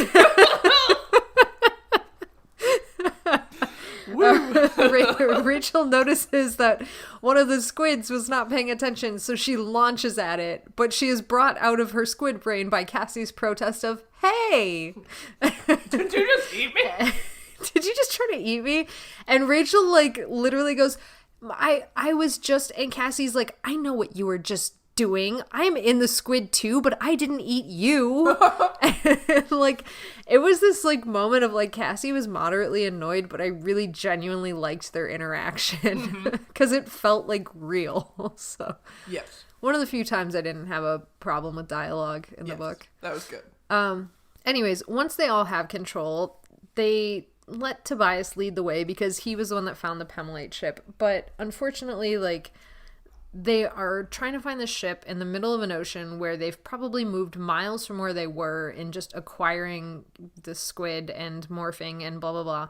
And he has to find his way back down there with absolutely no lights. So they go diving down. They are going, like, shooting back and forth, looking for where this thing could possibly be. And basically they get to this point of no return where Axe is like, we literally don't have enough time to, like, surface and come back down now. It will be too late if we do that. So we are past the point of no return. We have to find it or we fail. Then, up ahead, to make matters worse, in quotation marks, they spy some Yeerk ships. But Tobias is like, no, this is great. Let's use this to our advantage. Follow the direction that the ships are going, because they're obviously going to the Pemalite ship. So they follow where the lights are going for the Yeerk bug subs. I don't know, submarine bugs fighters? Some modified bug fighter thing. Bug subs. I like that. It is a description. Eventually, they shoot over this open gorge, and that's where they see in front of them the Pemalite ship. Which is and the it's stupidest thing ever. The stupidest thing ever. It glows faintly green and looks like Snoopy. Kind of. Yep. So they swim up to it, they touch a tentacle to the control panel, and then enter the super secret code 6. Woo! They are granted access to the ship, and they were told, like, the environment will adapt to you, so they're like, I wonder how it'll adapt to a bunch of squids. It opens a door large enough for them to get in, and then creates bubbles of water that they are each floating in, and they can just jet around the ship in their weird water bubbles. Cute. And Marco immediately goes, we could dominate the water park industry. And Rachel is like, ah, yes, my first thought too, Marco. So they kind of experiment with the bubbles for a bit, like jetting around and like trying to reach out of them. And like they can feel the dry air when they reach out of them. So it's kind of crazy. And they're looking around the ship for a bridge, and Axe is getting more and more annoyed because they keep comparing it to the Andalite ships, because they were saying something like, wow, this is so cool because there's like swirly sky patterns and there's like grass stuff and like paintings of weird bird creatures that are just like long feather boas and like trees and blah blah blah. And Axe is like, well, sorry, we had to make room for the weapons on our ship. And he even makes a comment like, the Pemalites are dead, the Andalites aren't, so there. He's just getting so mad. He got so mad. And he's like, there has to be a bridge somewhere. And Marco's like, what about that big tree in the middle? And when it is the big tree in the middle, Axe is like, this is just ridiculous. Like, who would do such a... He's like, Andalites like trees, but come on. I love it. He is so good in this moment. Oh my god. So yeah, it's the control panel is the big tree in the middle, and they go to press the flashing button that they hope is the one they should press, and this very polite voice comes on, and they're like, we see you've pressed a button. We're very concerned about this because we don't want you to hurt yourselves. That would be so sad. So like, we're just not going to do that. And then they enter the security code again of 6, and the voice goes, oh no, our concerns were misplaced. We hope we can have a nice meal together. I love the Pemalite computer. It's my new favorite NPC. It's so freaking nice. It's the nicest thing ever. And it like just keeps suggesting things that they can do together. I was picturing like, have you seen The Good Place? I've seen a few episodes, yeah. Okay, you know Janet? Yeah. I was just picturing Janet. Oh my god. Except she didn't play the screams of hell. That's true. Yeah. Oh no. That's... Cat. What? Cat on the table. Anything but a cat. Don't drink my water, you little cretin. How timely. You know who else just showed up? Fluffer McKitty. Visa 3. Oh yeah. Yeah. Yeah, after the voice invites them to a pleasant meal, it says all the chi will self-destruct in a matter of minutes. And then the hull goes transparent, and they see Visor 3's horrible face through a viewfinder in the bug fighter sub. His the horrible sub face. Bug sub. His horrible face. They say something like his Andalite face, but that was like, marred by darkness or whatever the fuck the latest descriptor is. Yeah, so anyways, the Yeerks do manage to breach the barrier in record time. Hard to imagine with the security system that the Pemalites have, but, here we are. And they start entering the ship. The kids are like, what the fuck do we do? We can't morph, blah, blah, blah. And they're like going back and forth when an annoying voice cuts in. and a small creature that walks like a bird or small dinosaur with black wrinkly skin, a vaguely human head, and weak, fragile little arms walks out. I got a big head and little arms. That's pretty much what he looks God. like. And he goes about describing each of the Animorphs in like a very disdainful tone. Yeah. He's like, Jake, the sanctimonious killer.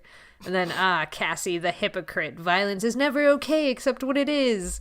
And then he calls Axe the shadow of his older brother, which is possibly the meanest thing. I know. It's like low blow. I know. What a dick.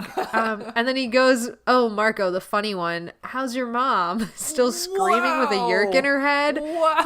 Yeah. Fuck this guy. Yeah. Seriously. And Marco tries to like reach out and get him, but like his tentacles just like bow away. He can't even touch this fucking thing. And then he calls Tobias the boy who is too afraid to live as a human. And then he goes, Rachel, the one filled with cold fury and rage, the one that has potential. Yeah. And then he like just gives up the ghost. He's like, yeah, my name is Droad. It means wild card. I'm a servant of Cryak, and this is payback for destroying the Howlers. Like, he put them through all of this shit just to hit the self-destruct button for the chi. That's all he did. God.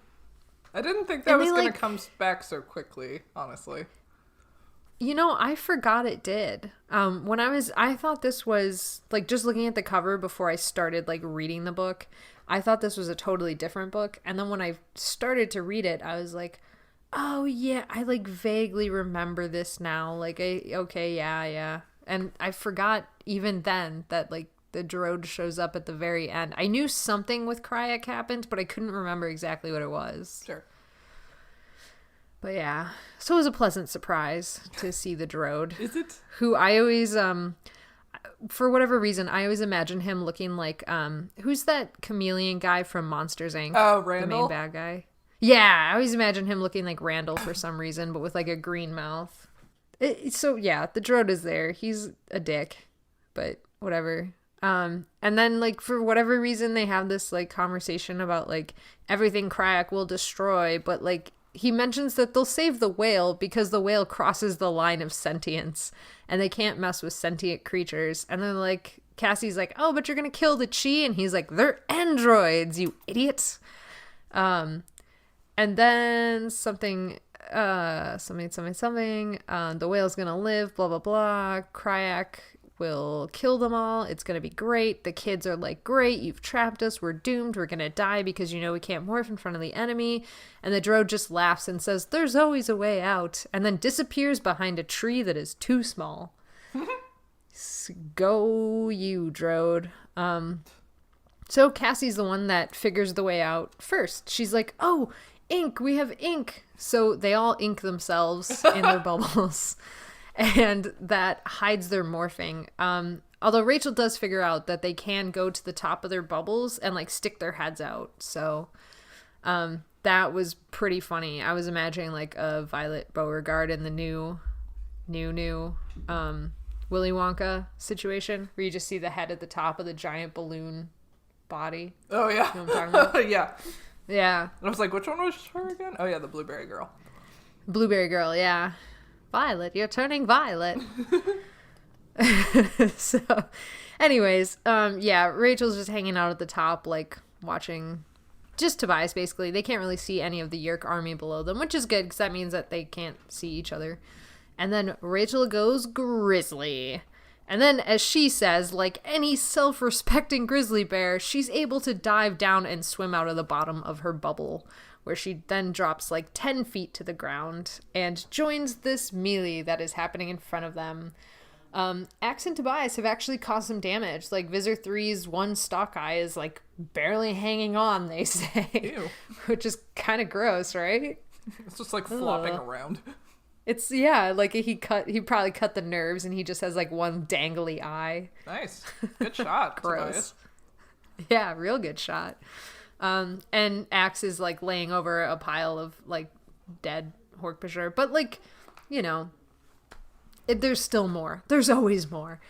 So they are like rushing into this battle, and Visitor 3 is saying to them, of course, this is the final battle. None of you will leave this ship alive. Blah, blah, blah, blah, blah. Normal fucking monologue that nobody even gives a shit about anymore. Yep.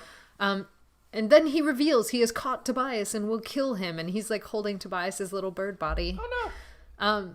Rachel charges, but is cut off by a Taxxon, and this is what really begins the battle. Like, Rachel tears this Taxxon in two, but realizes, like, it's too late to get to Tobias. And this battle does not look like one that the Animorphs are going to win, because there are just so many hork-bajir and Taxxon that are, like, in this fight. So they're in this crazy, like, slicing, pummeling, tearing, slashing fight. Rachel is taking huge hits where, like, it's slicing her hip wide open. Her legs aren't working. Shit's all broken. And that's when the droid kind of, like, gleefully jumps back into this battle and, like, starts talking to Rachel specifically, saying, like, I love a good battle. And then he, like, as Rachel's, like, cringing, dying, slashing, limbs aren't working, can't fight anymore, has like two hork-bajir right in front of her, the droid offers Rachel a job, basically. And she's like, thanks for the job offer, sounds great. No. And what it is kill Jake and Kryak will save her and she can come work for Kryak. And Rachel's like, yeah, no, dude, not gonna do that. At this point, it looks like the battle is hopeless, and the droid keeps pushing Rachel to do this thing for Kryak.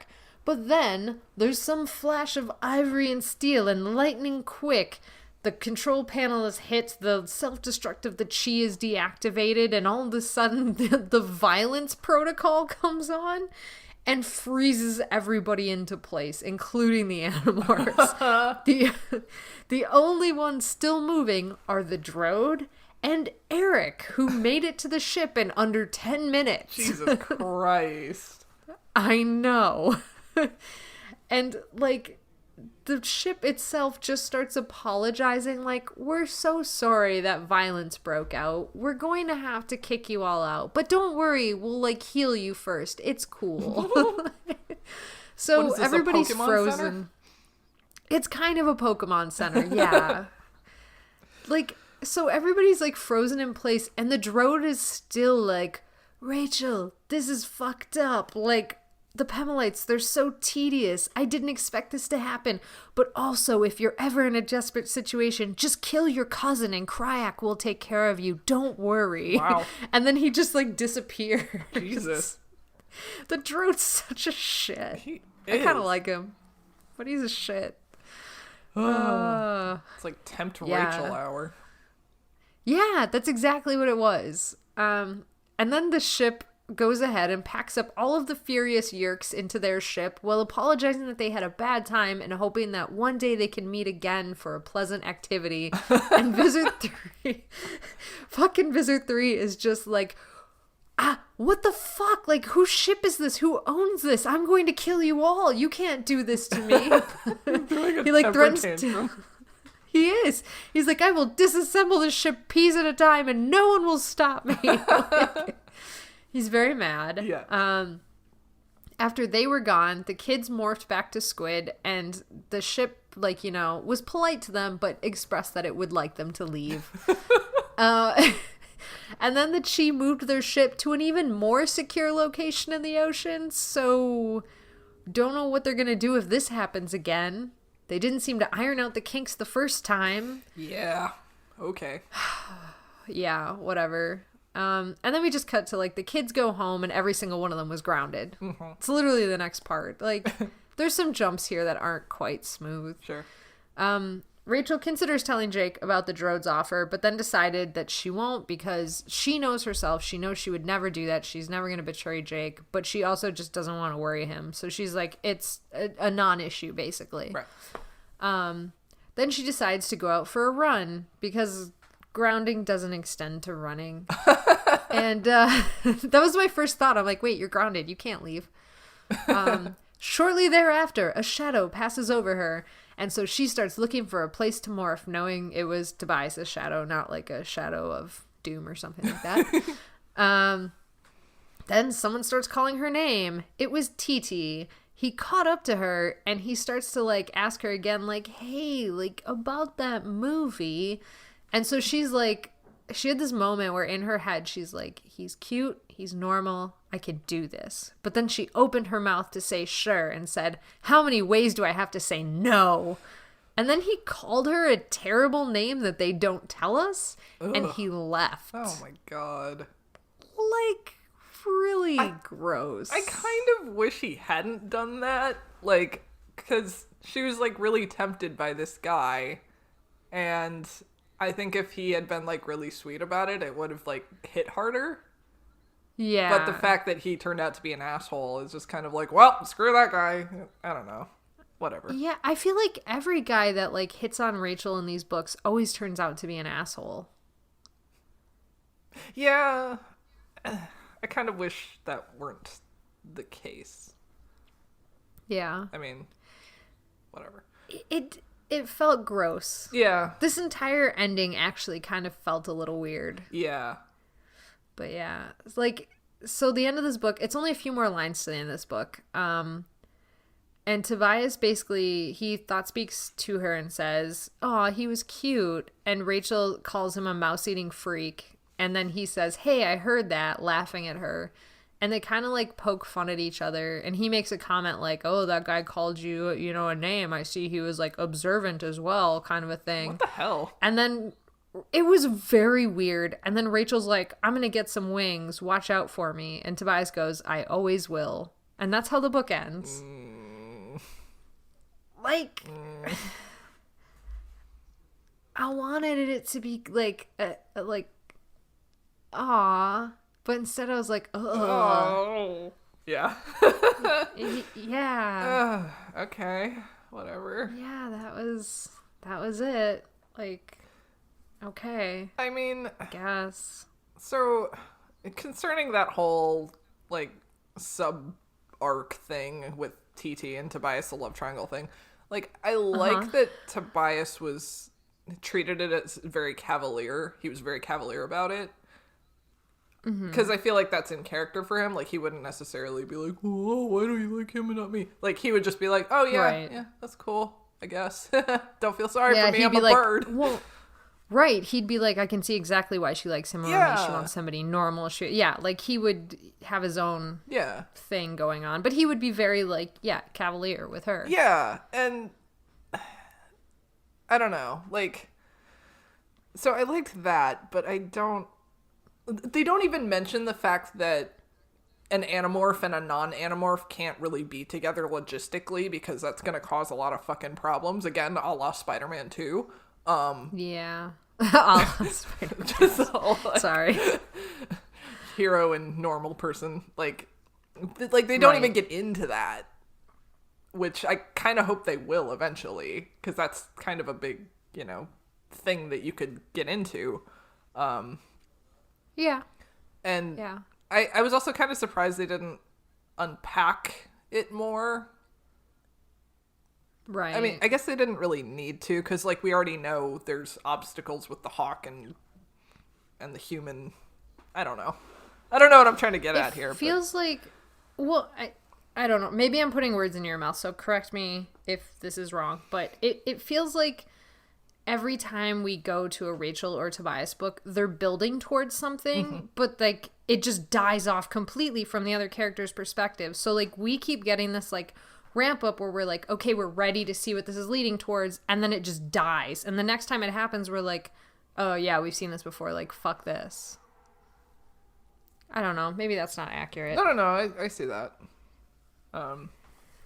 I noticed that, Rachel is tempted by this guy at the beginning of the book, and then at the end of the book, she's tempted by this, like, dark force. So I kind of liked the comparison there. Yeah, that's interesting. Yeah, I didn't pick up on that in the first read through. So yeah, I didn't pick up on that at all until you said that. Yeah. I like, though, that with the dark force, she was immediately like, you could never tempt me. You could never do this. But, like, with the date, she was like, normalcy. Yeah. Like, that actually reminded me of when you were talking about, it was some other book recently where you were saying like she is tempted by normalcy. Like when her dad was moving and she had that chance to move away, she seriously considered it. Yeah. So it was another time, like when this came up, I was like, oh yeah, like what Kaycie said in that other book. So it was interesting, but like this time she thought about it, but it wasn't like anything overarching like before. Sure. I like that she just rejected him. She's just brutally like, no. How many times do I have to say no? I mean, that's the other thing, right? Like, she said no to him once already, and then he was like, so how about that movie? And it's like, no. Yeah. Absolutely not. Like, he was just like a really like creepy kind of nice guy dude. Yeah. I didn't like it.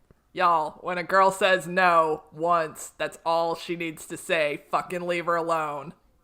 I know, right? Then we get into the whole problem about like society training men to ignore no because it's women playing hard to get and blah blah blah. Ugh, gross.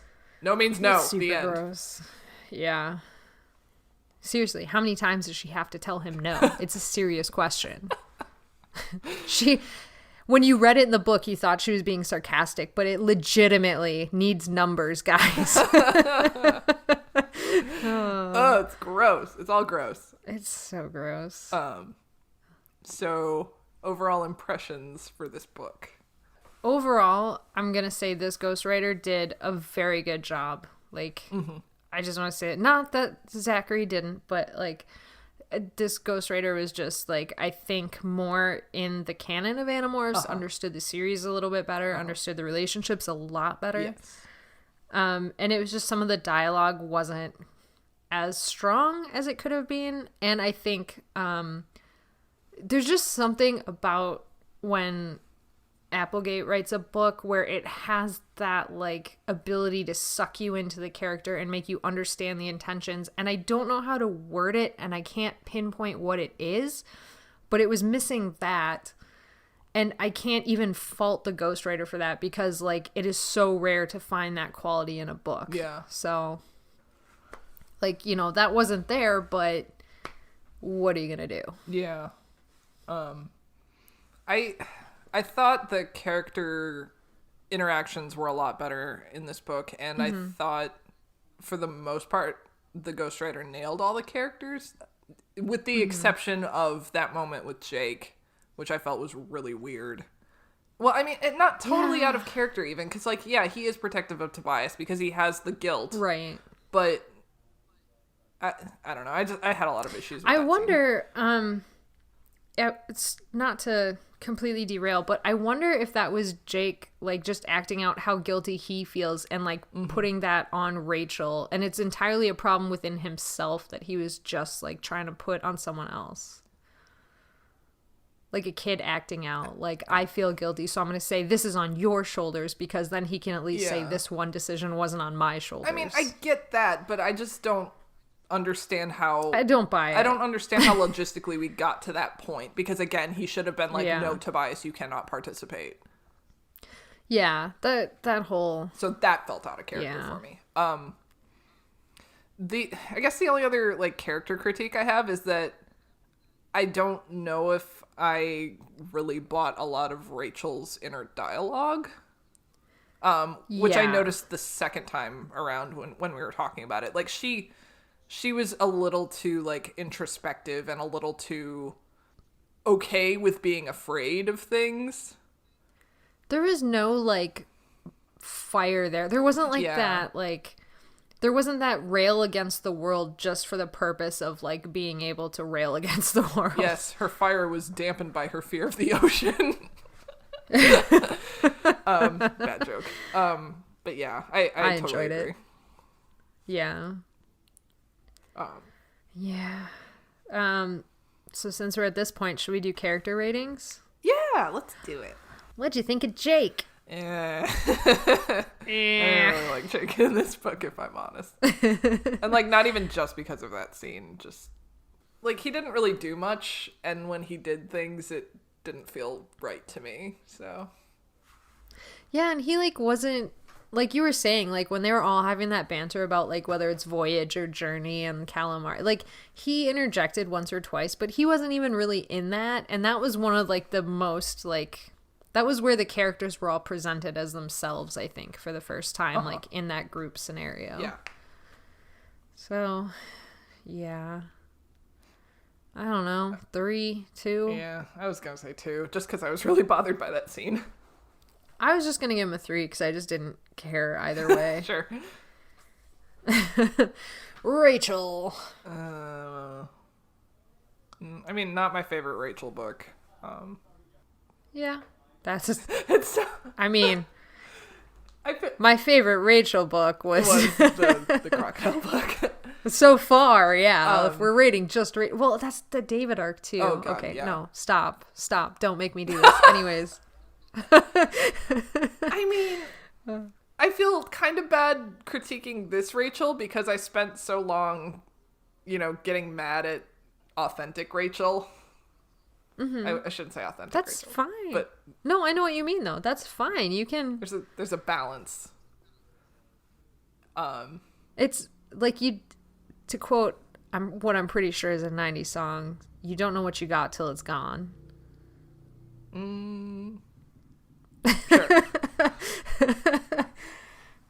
Yeah, I'm gonna give Rachel probably a 3.5. Okay. Are you gonna give her a 5 just because it's Rachel? I mean, I really am tempted to, yeah. Like, I'm struggling internally right now. Like, I want to give her a 5 because she's my favorite character, but I mean, fuck it. 4 3/4. Nice. Nice. Like, I don't know. She just slightly wasn't herself, and it was enough to, like, kind of throw me off. But I still really like her. Sure. So. And I liked her loyalty a lot when she was That's like, true. It's not even a question for me. I'm never turning on Jake. Don't even fucking at me right now, Droad. Don't at me. Don't at me, Droad. Oh, God. All right. Axe. 5. Because he was back, and he was great. I want to give him a 5 as well, because when he doubled down on the your minutes moment, that was when I decided he deserved a 5 today. How about Cassie? I liked Cassie a lot in this book. I'll give her a 5. Yeah, I'll give her a 5 too. I really liked her interactions as well, especially with Rachel, and I really liked her in this book overall. She was accurately Cassie. I enjoyed that she stayed behind to keep bucketing the whale. Marco. I don't know. He was there. He had some good lines, I guess. Yeah. I'll like a 4. Yeah, sure. Sure. I mean, I don't know. You can convince me to give him a 3. I don't know. 3 or a 4. Yeah, he's fine. Toblerone? Toblerone. I guess, I don't know. I guess a 4. All right. I'm going to give him a 5 because I feel like he went through his own emotional journey that we did not get to look into. He conquered his fear of the ocean. He conquered his fear of the ocean. He did very, very good. He conquered his fear twice. He was a very good hunter in this book. He caught the squid. And as much as we were not appreciative of the conversation when she told him that TT asked her out on a date, I did think for somebody who was in a situation where he was facing his fears and already very high stress, he acted very true to a 12 or 13-year-old boy when his crush told him, or supposed maybe girlfriend kind of told him that someone else asked her out. Oh, that's true. Okay, I'm gonna bump it up to a 5. He was very multifaceted and complex and great. Yeah. Okay. He's a bad boy. Okay. He's a bad boy. We did it. Cool. And also that mid-air morph into seagull. That was badass. Dope as fuck. Good boy. He's a 5. Eric. All right. Eric. That's hard. He was very much useless throughout this entire book. He was very useless, and we didn't hear one famous person that he worked with inexplicably. So he's getting a 3 from me. 'Cause I just don't care. Sure. Do we get to rate the Pemalite ship as a character?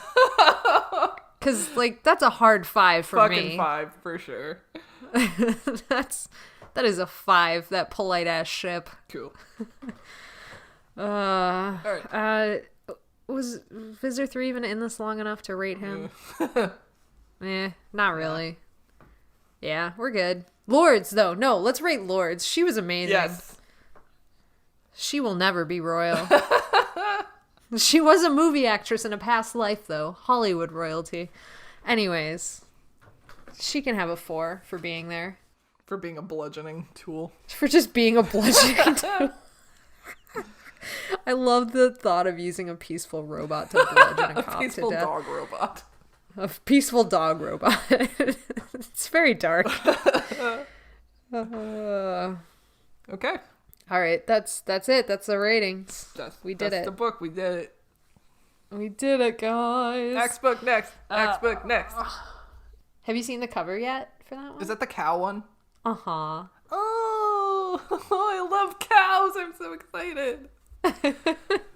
It's going to be a joyous book to read. He's going to be so impressed by all the stomachs that cows have. Although maybe not, because Andalites have 2 hearts. How many stomachs do they have if they have 2 hearts? You know what would be really interesting, just going off on a complete fucking tangent? Yes.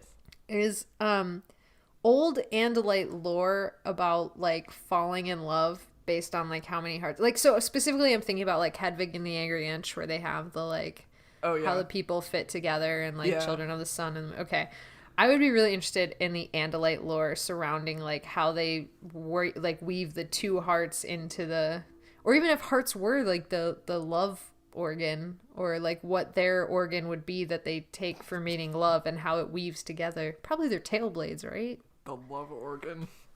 Well, I don't know what else to call it. Not the sex organ, the love organ. There's a difference. We can't talk about alien sex. Stephanie isn't here. No, not aliens. God damn it. I'm sorry. I need to leave. Let me see myself out. No, I'm the one who should leave. I took this conversation into the gutter. Oh man. Well, Bad. Fine. Let's both leave. Okay. All right. Email us at anonymousanimorphs@gmail.com.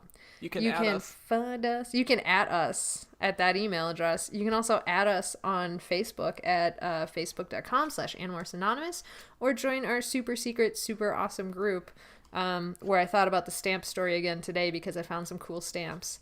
And it is facebook.com/group/animorphsanonymous, and we are the Andalite Bandalites in our super secret group. We are on Instagram at Animorphs Anonymous, and we are on Twitter at Animorphs Anon. And for other places to find our podcast, Animorphs Anonymous, you can search us on all major podcast services such as GooglePlay, iTunes, Stitcher, Pocketcasts, Spotify, and all of them. All the podcast services. Tell me about your comic! I draw and write a webcomic. It is called B-Side You. You can find it at bsideyoucomic.com. And I also have Patreon. You can find me at Kaycie D Studios. Yes. Yes. And I must say, this week's update, I was supremely upset about the cliffhanger because I wanted to know the next thing that was going to happen, because I wanted to know the song. And I don't want to spoil anything, but it was a real cliffhanger, and I am saddened. Because I want to know. Oh no! I want to know what happens next. I'll get on that. And update it for me. Just so no one's confused. If you go to my comic website, my Patreon's actually a few pages ahead. So if you want to sponsor me on Patreon, you can read ahead, which is extra exclusive and cool. Like Alex. It is. It's super cool. I do read ahead, and I laugh at everybody who doesn't know what's happening. And I'm gonna start I feel so a guerrilla superior. warfare where I post fake spoilers to the group. Like, if you guys were on Patreon, you won't believe who died this week. That would be so amazing. Oh no. I'm gonna start doing that. Oh my god. Oh Jesus. Jeez. All right. Well, this podcast is gonna self-destruct in probably a few minutes. Would you like to please leave? We're sorry you had a bad time. We hope you will join us next time for pleasant activities or maybe a nice meal or a game. Perfect. Goodbye. Goodbye. How do I stop? Shit.